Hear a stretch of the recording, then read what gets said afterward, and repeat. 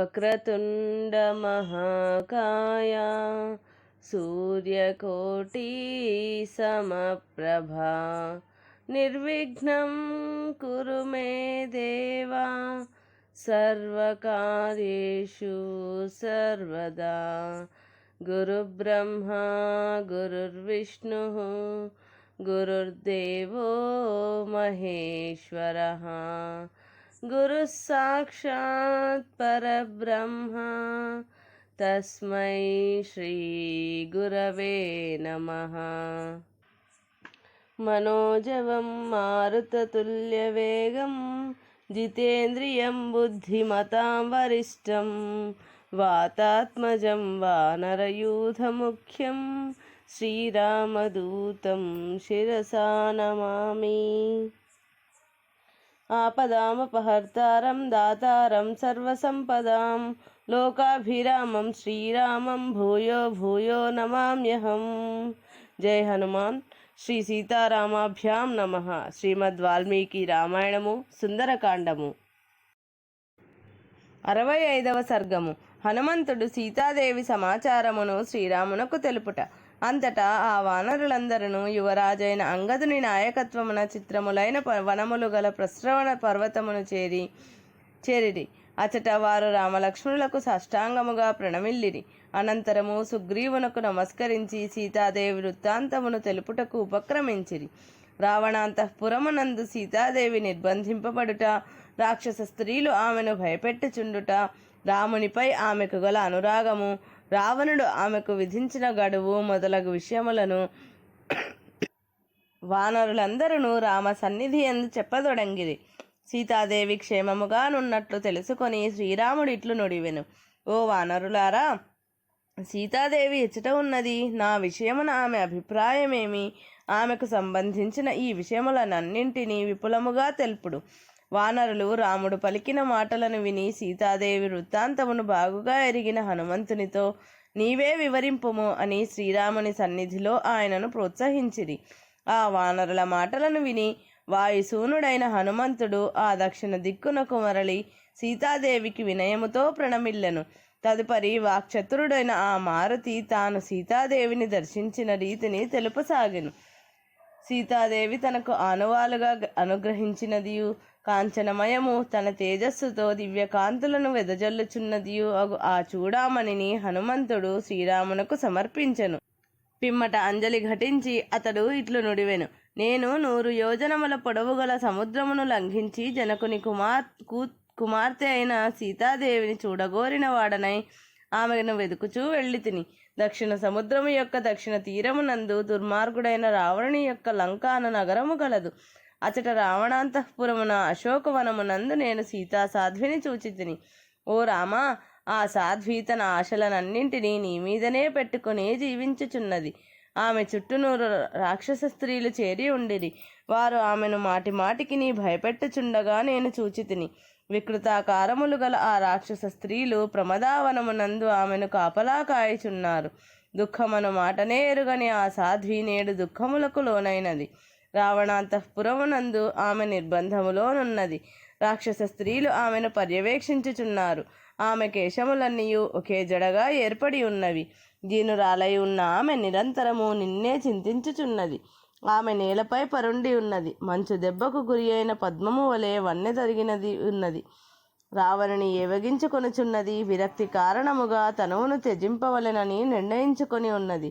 కాకుత్సుడవగు ఓ రామా, నీ పైననే మనస్సును నిలుపుకొని ఉన్న సీతాదేవిని అతి కష్టముతో వెదికి కనుగొంటిని. ఓ పుణ్యపురుష, నేను ఇక్ష్వాకు వంశ విఖ్యాతిని తిన్నగా క్రమముగా ప్రస్తుతించి తిని. ఓ మహాపురుష, ఆ విధముగా ఆమెకు నాపై విశ్వాసమును పాదుకొల్పి తిని. అప్పుడు ఆ తల్లి నాతో సంభాషించినది. ఆమెకు నేను అన్ని విషయములను తెలిపి తిని.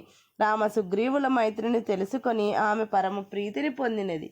పాతివ్రత్య ధర్మాచరణము, నీపై భక్తి ప్రపత్తులు ఆమెలో స్థిరముగా ఉన్నవి.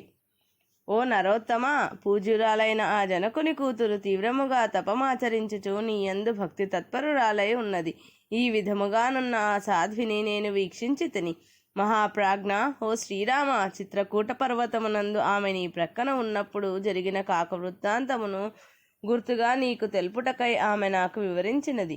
ఓ మారుతి, ఇక్కడ నీవు చూచినదంతైను నరోత్తముడైన శ్రీరామునకు విన్నవింపుము అని జానకీదేవి నాతో నుడివినది. ఈ వచనములను అన్నింటినీ సుగ్రీవుని సమక్షమున శ్రీరామునకు తెలుపుము. ఈ శిరోభూషణమును ఎంతో భద్రముగా కాపాడుకొనుచూ వచ్చితిని. దీనిని శ్రీరామునకు సమర్పించి ఇట్లు పలుకుము. జాతిరత్న శోభలను వెదజల్లు ఈ చూడామణిని నేను జాగ్రత్తగా పరిరక్షించుకొనుచూ వచ్చితిని. మణిశిలల గంధమును నా చెక్కిలిపై తిలకముగా తీర్చిదిద్దితివి. జలములలో జన్మించి కాంతులను చిమ్ముచున్న ఈ చూడామణిని నేను నీ కడకు పంపుచున్నాను. ఓ అనఘా, దుఃఖ సమయమునందు దీనిని చూచుచూ నిన్ను చూచినట్లు ఆనందించుచున్నాను. ఓ దాశరథి, మాసము గడువు ముగియ వరకు నేను జీవించి ఉందును. రాక్షసుల అధీనములోనున్న నేను 1 నెల పూర్తి అయిన పిమ్మట జీవించి ఉండను అని ధర్మచారిణియు కృషాంగియు అయిన సీతాదేవి నాతో నుడివినది. ఆడులేడి వలె విశాల నేత్రములు గల సీతాదేవి రావణాంతఃపురమున నిర్బంధములో ఉన్నది. ఓ రఘువంశోత్తమ, విషయములను అన్నింటినీ యథాతథముగా విన్నవించితిని. ఇంక సాగరమును దాటు ఉపాయమును గూర్చి ఆలోచింపవలెను. వాయుసూనుడైన హనుమంతుడు ఈ విధముగా తన మాటల ద్వారా ఆ రామలక్ష్మణులు ఊరట చెందినట్లు గ్రహించి సీతాదేవి ఆనవాలుగా తనకిచ్చిన చూడామణిని శ్రీరామునకు సమర్పించెను. సీతాదేవి సందేశమును క్రమము తప్పకుండా సంపూర్ణముగా తెలియజేసెను. వాల్మీకి మహర్షి విరచితమై ఆది కావ్యమైన శ్రీమద్ రామాయణమునందలి సుందరకాండం నందు 65వ సర్గము సంపూర్ణం. 66వ సర్గము. చూడామణిని కాంచి సీతాదేవి క్లేశములను విని శ్రీరామచంద్రుడు పరితపించుట. హనుమంతుడు ఈ విధముగా తెలిపిన పిమ్మట దశరథుని కుమారుడైన శ్రీరాముడు ఆ చూడామణిని తన హృదయమునకు హత్తుకొని మిక్కిలి విలపించెను. లక్ష్మణుడును కంటతడి పెట్టెను. శ్రీరాముడు ఉత్కృష్టమైన ఆ మణిని చూచి శోకాకులుడై కన్నుల నీరు నిండగా సుగ్రీవునితో ఇట్లనెను. లేగ దూడపై గల వాత్సల్యముచే ధేనువు పాలను చేపునట్లు ఈ అమూల్యమైన చూడామణిని చూడగానే నా హృదయము ద్రవించుచున్నది. మామయైన జనక మహారాజు వివాహ సమయమున నా తండ్రి సమక్షమున వైదేహికి కానుకగా నిచ్చెను. దానిని ఆమె తన శిరస్సున ధరించినప్పుడు ఆ మణి శోభలు ఇనుమడించెను. జలము నుండి ఆవిర్భవించిన ఈ మణి సజ్జనుల పూజలను అందుకొన్నది. జనకుడు చేయు యజ్ఞమునకు ధిశాలి అయిన దేవేంద్రుడు సంతుష్టుడై దీనిని ఆ మహారాజునకు బహూకరించెను.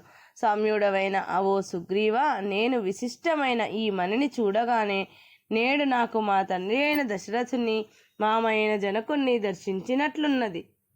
ఈ మణియే నా ప్రియురాలైన సీత యొక్క శిరస్సునందు ఇంతవరకు అలంకృతమగుచు శోభిల్లుచున్నది. నేను దీనిని చూచి ఆమెను పొందినట్లు తలంచుచున్నాను. ఓ మారుతి, సీతాదేవి పలికిన మాటలను పదే పదే తెలుపుము. దప్పిగొన్నవానికి జలముల వలె ఆ మధుర వచనములు నాకు హాయిని గూర్చును. ఓ లక్ష్మణ, వైదేహి ఇచట లేకుండా జల సంభవమైన ఈ చూడామణిని చూచుట వలన నా దుఃఖము ఇంకనూ అధికమగుచున్నది. సౌమ్యుడవైన ఓ లక్ష్మణ, సీతాదేవి 1 మాసము తన ప్రాణములను నిలుపుకొని ఉన్నచో ఆమె చిరకాలము జీవించినట్లే అని తలంపవచ్చును. కానీ మనోహరమైన నల్లని చూపులు గల ఆ జానకి లేకుండా ఇంకా 1 క్షణకాలమైనను నేను జీవించి ఉండజాలను. ఓ మారుతి, నాకు అత్యంత ప్రీతిపాత్రురాలైన సీతాదేవి ఉన్న ప్రదేశమునకు నన్ను చేర్చుము. ఆమె ఉనికి తెలిసిన పిమ్మట 1 క్షణము కూడా నేనిక్కడ ఉండలేకున్నాను. సుందరాంగియు సహజముగా భయపడు స్వభావము గలదియు సాధ్వియు అగు నా సీత భయంకరులైన ఘోర రాక్షసుల మధ్య ఎట్లు ఉండగలుగుచున్నది?